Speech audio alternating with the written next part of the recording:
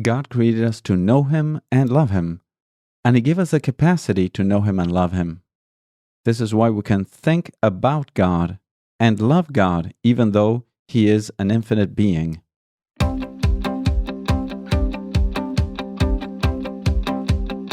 Welcome to a new episode of our podcast for college Catholics, where we discuss faith and spirituality from a Catholic perspective. I'm your host, Father Patrick Wainwright. Today we will talk about how man was created by God with a certain inherent capacity to know and love God. We will also address how it is possible for us, small and limited created beings, to speak about God, an infinite, uncreated, perfect being. And moreover, how we can use concepts taken from our created world to speak about a being that is infinitely beyond our world.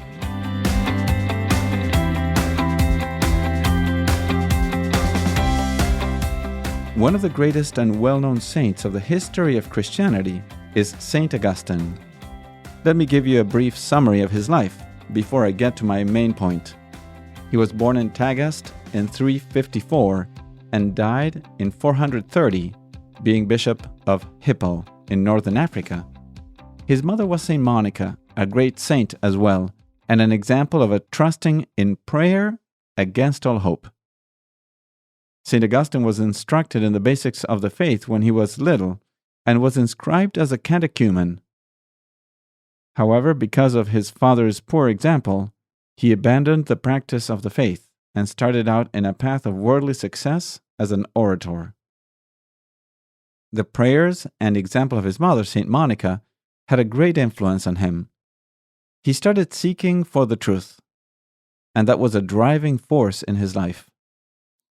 He soon joined a Manichaean religious sect that seemed to explain away his inability to avoid certain sins of the flesh. After several years, he moved to Rome and then to Milan, again making a career as a public speaker. He later embraced another Christian Neoplatonic group, and after some time, finally joined the fullness of the Catholic Church. He writes about his spiritual journey in his Confessions. There he says how even when he didn't exactly know it, he desired to know the truth and was actually seeking to know God, albeit in his own confused way. He was seeking happiness in all the wrong places, in wealth, in popularity, in the honors of the world, and even in his sinful and lustful pleasures. But deep inside, he was always seeking the fullness of the truth. He was seeking God, and noticed that none of those other things which he sought, and actually found in the world, gave him the fulfillment and happiness that he was craving for.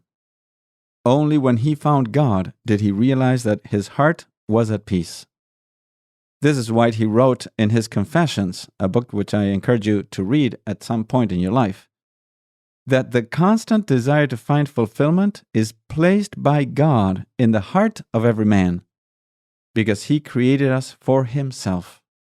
As He Himself writes it in his Confessions, Book 1, Chapter 1, "You are great, O Lord, and greatly to be praised. You have made us for yourself, and our heart is restless until it rests in you." As the compendium of the Catechism of the Catholic Church puts it in number 2, God Himself, in creating man in His own image, has written upon his heart the desire to see Him. Even if this desire is often ignored, God never ceases to draw man to Himself, because only in God will he find and live the fullness of truth and happiness for which he never stops searching. God, therefore, creates every man with a desire to know Him and love Him. And moreover, He creates in us that amazing capacity in our intellect to know Him, even though He's the infinite truth. He also gives us the capacity in our heart to love Him, even though He is the infinite good. And I say even though because it doesn't sound logical that being finite, we would have the capacity to know, to apprehend, to embrace with our mind and with our will, something that is infinite in its being.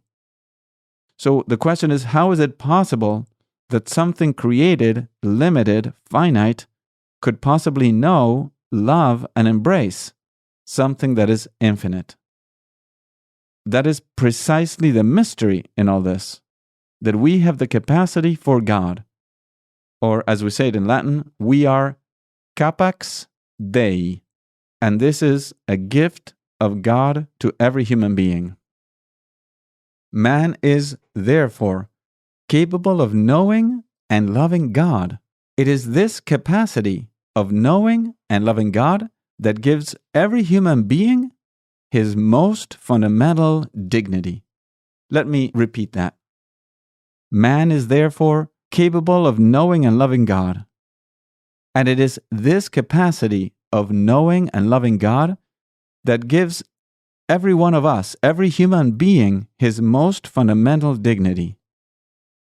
Finally, another important consequence is that we can actually speak about God and about His qualities and create concepts in our mind about God.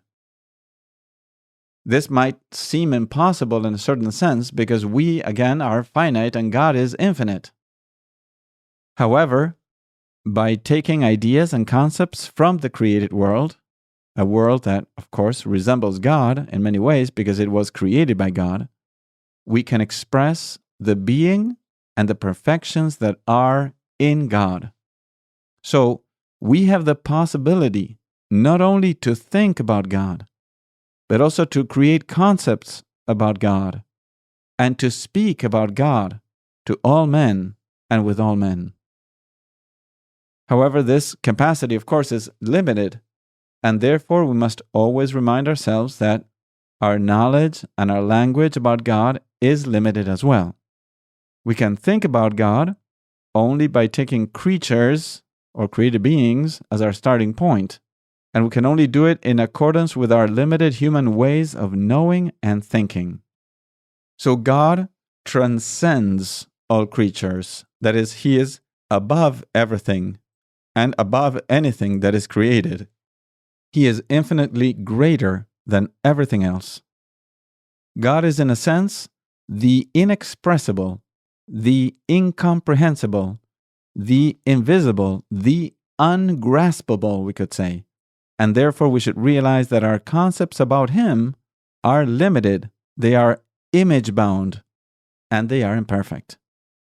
So while we can say something about God, we must recall, as the Fourth Lateran Council stated, that between creator and creature, no similitude can be expressed without implying an ever greater dissimilitude.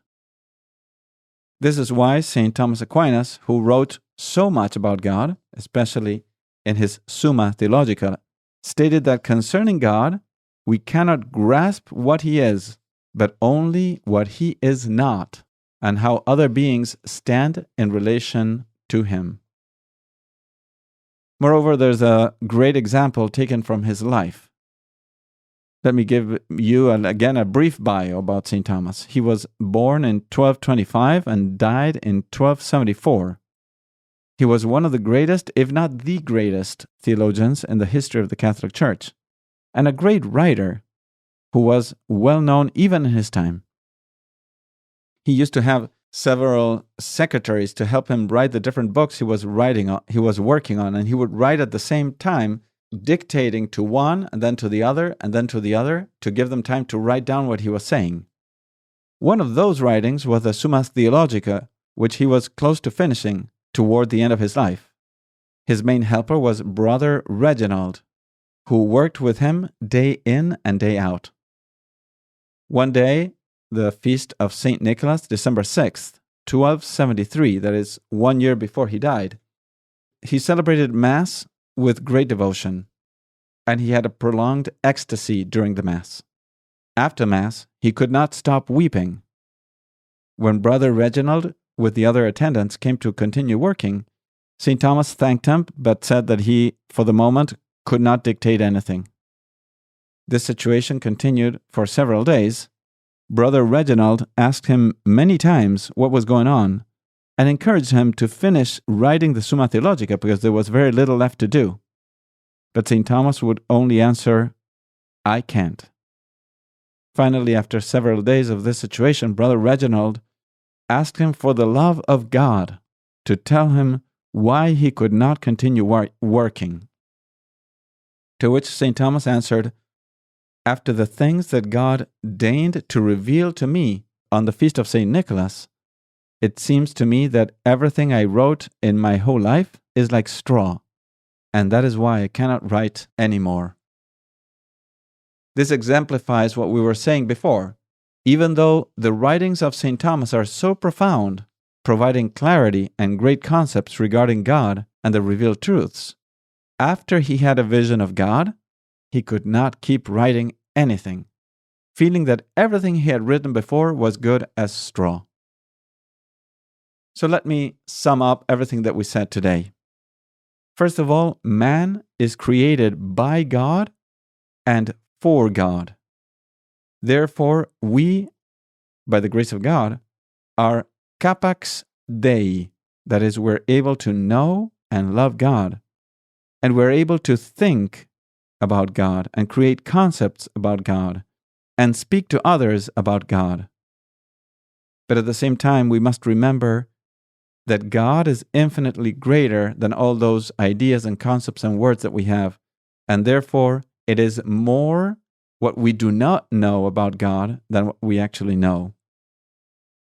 As St. Paul expressed it in his first letter to the Corinthians, chapter 2, verses 9 and 10. "What no eye has seen, nor ear heard, nor the heart of man conceived, what God has prepared for those who love him, God has revealed to us through the Holy Spirit." So may we too be able to learn more about our faith, even if it is a fraction of what St. Thomas Aquinas knew, so that one day we may contemplate the Holy Trinity in its full splendor in heaven and forever. So that takes us to the end of our episode today. Thank you for staying with me to the end. Please remember to subscribe to your preferred platform to receive all the future episodes. If you liked this episode, please let your friends know about it and share it with them. That is a great way for you to share your faith with others. Thank you so much, and we will see you next week.